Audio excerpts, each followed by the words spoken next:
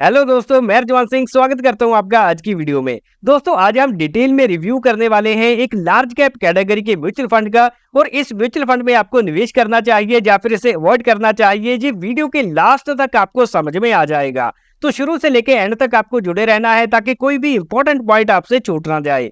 तो सबसे पहले अगर हम लार्ज कैप कैटेगरी के म्यूचुअल फंड्स की बात करें तो जी उनको बोला जाता है जिसमें म्यूचुअल फंड मैनेजर को रिस्ट्रिक्शन होती है कि 65% केवल उनको लार्ज कैप कंपनीज में ही निवेश करना है, और बाकी का जो 35% बचा वो चाहे स्मॉल कैप में, लार्ज कैप में या फिर मिड कैप कैटेगरी में निवेश करके चल सकते हैं। और ये जो स्मॉल कैप, मिड कैप और लार्ज कैप कैटेगरीज है, जो किस प्रकार से डिसाइड होती है इसको भी समझ लेते हैं। तो दोस्तों, अगर हमारी इंडिया की शेयर मार्केट की बात करें तो यहाँ पर एनएसई, बीएसई मिलाकर 7500 से ज्यादा कंपनीज लिस्टेड हैं। तो यहाँ पर जो पहली 100 कंपनीज है मार्केट कैपिटलाइजेशन के हिसाब से, उनको लार्ज कैप कैटेगरी में रखा गया है। और इसके बाद की जो 101 से लेकर 250 तक की कंपनीज है उनको मिड कैप कंपनीज बताया गया है। और इसके बाद अगर हम स्मॉल कैप कंपनीज की बात करें तो 251 से लेकर बाकी जितनी भी कंपनीज हैं वो स्मॉल कैप कैटेगरी में रखी गई हैं सेबी के रूल के हिसाब से। और आज हम जिस लार्ज कैप कैटेगरी के म्यूचुअल फंड की बात करने जा रहे हैं इसका नाम है Nippon India large cap fund direct growth.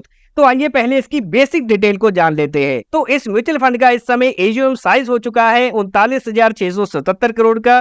तो हम जैसे लाखों करोड़ों लोगों ने इस म्यूचुअल फंड में निवेश किया है, जो इसके फंड साइज से हमें पता चल रहा है। और वहीं अगर हम एनएवी की बात करें वो इसकी 98 की है। तो जैसे शेयर का प्राइस होता है उसी हिसाब से म्यूचुअल फंड्स में एनएवीज होती हैं। तो जब हम म्यूचुअल फंड में बाइंग करते हैं तो हमें एनएवीज अलॉट होती हैं। और इसके बाद इस म्यूचुअल फंड की एक्सपेंस रेशियो है 0.70% की। तो सालाना 0.70% हमसे फीस ली जाती है हमारे फंड को मैनेज करने के लिए। और अगर हम लॉक इन पीरियड की बात करें तो इस म्यूचुअल फंड में किसी भी प्रकार का लॉक इन पीरियड नहीं है, आप जब चाहे यहाँ से पैसा निकाल सकते हैं। लेकिन यहाँ पर एक कंडीशन होती है, जो आपने इस म्यूचुअल फंड में बाइंग की है अगर अलॉटमेंट होने के बाद 7 दिन के अंदर अंदर ही आप इसको सेल कर देते हैं तो यहाँ पर आपको 1% का एग्जिट लोड देना पड़ सकता है। लेकिन 7 दिन के बाद अगर आप अपनी इन्वेस्टमेंट से एग्जिट करते हैं तो यहाँ पर किसी भी प्रकार का एग्जिट लोड नहीं देना पड़ेगा। और इस म्यूचुअल फंड द्वारा जिस बेंचमार्क इंडेक्स को फॉलो किया जाता है उसका नाम है बीएसई 100 टीआरआई इंडेक्स। हाँ, अगर हम इन्वेस्टमेंट ऑप्शंस की बात करें तो यहाँ पर 2 प्रकार से निवेश करने का मौका है।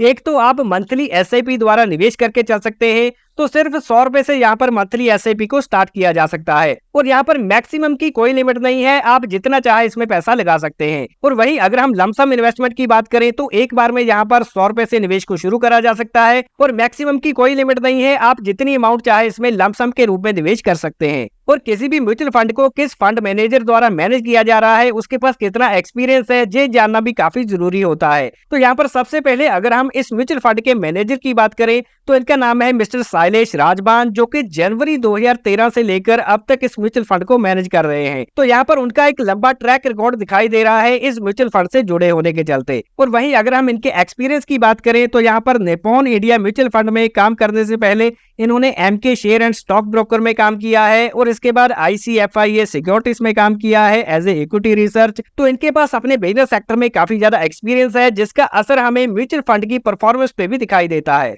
और अभी हम फोकस करने वाले हैं कि पिछले सालों में इस म्यूचुअल फंड ने किस प्रकार के रिटर्न जनरेट करके दिए हैं। तो यहाँ पर सबसे पहले 6 महीनों की परफॉर्मेंस देखें तो 3.60% के रिटर्न है, और 1 साल में 8.7% के। और वहीं 3 सालों में इस म्यूचुअल फंड ने 24.5% के एनुअलाइज रिटर्न जनरेट किए हैं।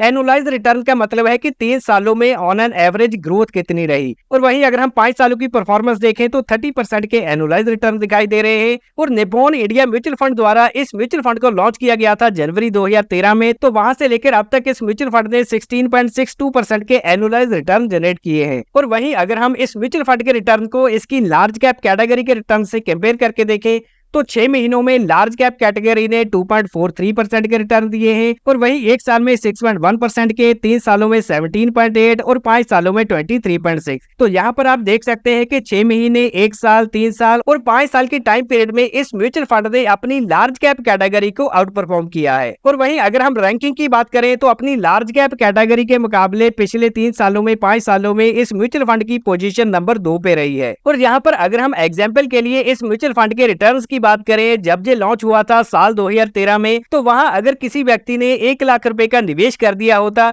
तो आज उसके तकरीबन 7 लाख बन गए होते। और वहीं अगर किसी व्यक्ति ने 1 लाख की बजाय 10 लाख का निवेश साल 2013 में कर दिया होता तो आज उसके 70 लाख के करीब बन गए होते। और यहाँ पर हम एसेट एलोकेशन की बात करें तो इस म्यूचुअल फंड द्वारा इक्विटी में 97% का निवेश कर दिया गया है और वहीं कैश में इस म्यूचुअल फंड के पास 2.9% अवेलेबल है। तो तकरीबन सारा पैसा इस म्यूचुअल फंड द्वारा निवेश कर दिया गया है और बाकी इन्होंने जो कैश में रखा है वो सही मौका देखकर अच्छी क्वालिटी के स्टॉक्स में निवेश कर सकते हैं। और अगर हम मार्केट कैप के हिसाब से देखें तो जैसे हमने पहले डिस्कस किया था कि 65% कम से कम इनको लार्ज कैप में निवेश करना होता है, तो लार्ज कैप कैटेगरी में इन्होंने 81% का निवेश किया है और मिड कैप कैटेगरी में 11% और स्मॉल कैप कैटेगरी में एलोकेशन रखी है 3.8% की। और इस म्यूचुअल फंड में जिन निवेशकों ने पैसा लगाया है उसको कौन कौन से सेक्टर में निवेश किया गया है उस पर भी नजर दौड़ा लेते हैं।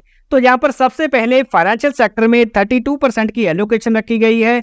तो फाइनेंशियल सेक्टर में इन्होंने सबसे ज्यादा निवेश किया है। तो म्यूचुअल फंड मैनेजर द्वारा डिसाइड किया जाता है कि कौन सा सेक्टर अंडर वैल्यूड है, किसमें ज्यादा पोटेंशियल है, उस हिसाब से ये एलोकेशन को कम या ज्यादा करके चलते हैं। और इसके बाद एनर्जी सेक्टर में 14%, सर्विसेज में 10.8%, टेक्नोलॉजी सेक्टर में 6.8%, ऑटोमोबाइल 6%, कंज्यूमर 6% और कंस्ट्रक्शन सेगमेंट में भी 5.8% का निवेश किया गया है। तो यहाँ पर मल्टीपल सेक्टर्स में निवेश करके एक अच्छी डाइवर्सिफिकेशन देखने को मिल रही है। और Nippon India large cap fund direct growth की अगर हम टॉप 5 होल्डिंग कंपनीज की बात करें तो इसमें सबसे पहले नाम आता है HDFC बैंक का 9% की एलोकेशन, रिलायंस इंडस्ट्री में 7.45%, ICICI बैंक में 6%, एक्सिस में 4.92% और लार्सन एंड टुब्रो में 3.71% की होल्डिंग रखी गई है। और दोस्तों अभी हम इस म्यूचुअल फंड की पोर्टफोलियो पोजीशन पर फोकस करेंगे। तो यहाँ पर सबसे पहले नंबर ऑफ स्टॉक्स की बात करें तो ये टोटल 71 है। तो 71 डिफरेंट कंपनीज में इन्होंने निवेश किया है। तो यहाँ पर रिस्क को कम करने के लिए एक अच्छी डाइवर्सिफिकेशन देखने को मिल रही है।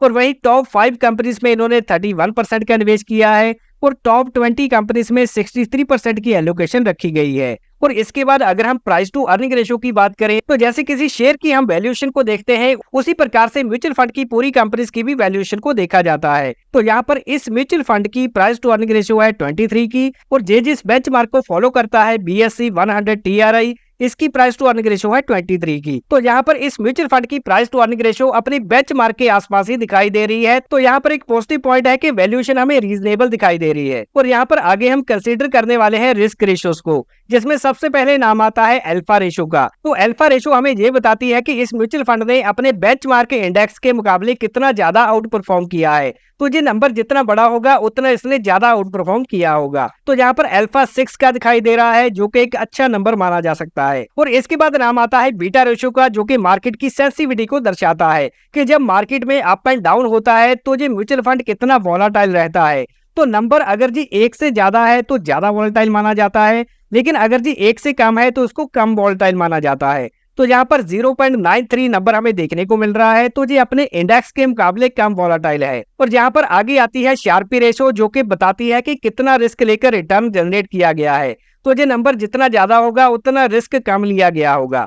तो यहाँ पर ये नंबर हमें 1.04 का दिखाई दे रहा है। तो यहाँ पर रिस्क की जो पॉसिबिलिटी है वो हाई दिखाई दे रही है। और यहाँ पर लास्ट में आती है टर्नओवर रेशो, जिससे हमें ये पता चलता है कि एक साल में म्यूचुअल फंड द्वारा कितना रीबैलेंस कर दिया जाता है, अपने पोर्टफोलियो को कितना चेंज कर दिया जाता है। तो यहाँ पर जी हमें रेशो दिखाई दे रही है 70% की। तो एक साल में जी अपने पोर्टफोलियो को 70% तक चेंज कर देते हैं। तो जिस म्यूचुअल फंड में टर्नओवर रेशो कम होती है उसको ज्यादा स्टेबल माना जाता है। लेकिन अगर कोई mutual fund manager turnover ratio ज्यादा करके भी अच्छे रिटर्न जनरेट कर पा रहा है तो इसको एक पॉजिटिव पॉइंट माना जाता है। और दोस्तों अभी हम काफी ज्यादा इंटरेस्टिंग कंपैरिजन करने वाले हैं कि Nippon India large cap fund के जो कंपैरिजन में लार्ज कैप फंड से उन्होंने किस प्रकार के रिटर्न बना के दिए। तो यहाँ पर हमने 5 साल का डाटा लिया है। तो पिछले 5 सालों में ICICI prudential blue chip fund ने 227% के रिटर्न बना के दिए और वहीं कोटक ब्लू चिप डायरेक्ट ने 209% के और इन्वेस्को इंडिया लार्ज कैप ने 202% के बना के दिए। और यहाँ पर जो सबसे ऊपर ब्लू नाइल आप देख रहे हैं जो निप्पॉन इंडिया लार्ज कैप की है,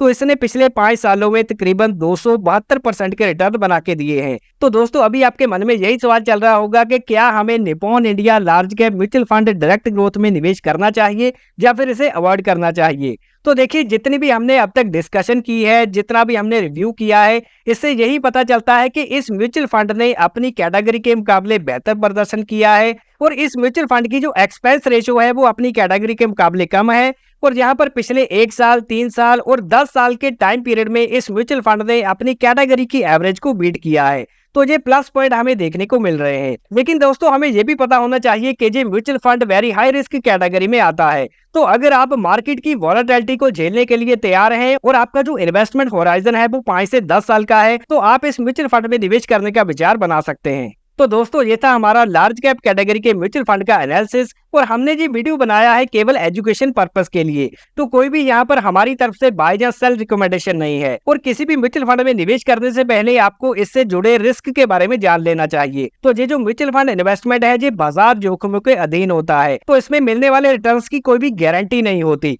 और किसी भी म्यूचुअल फंड की पास्ट परफॉर्मेंस ये इंडिकेट नहीं करती कि आने वाले सालों में भी उसी प्रकार के रिटर्न मिलेंगे। तो कोई भी इन्वेस्टमेंट करने से पहले अपने इन्वेस्टमेंट एडवाइजर से कंसल्ट करें और इन्वेस्टमेंट से रिलेटेड सभी डॉक्यूमेंट्स को ध्यान से पढ़ें। और अगर आपको ये वीडियो जानकारी से भरपूर लगा हो, इसको लाइक जरूर करें, दोस्तों के साथ ज्यादा से ज्यादा शेयर करें। वीडियो पूरा देखने के लिए मैं रिजवान सिंह आपका धन्यवाद करता हूँ। मिलते हैं अगले वैल्यूएबल वीडियो में।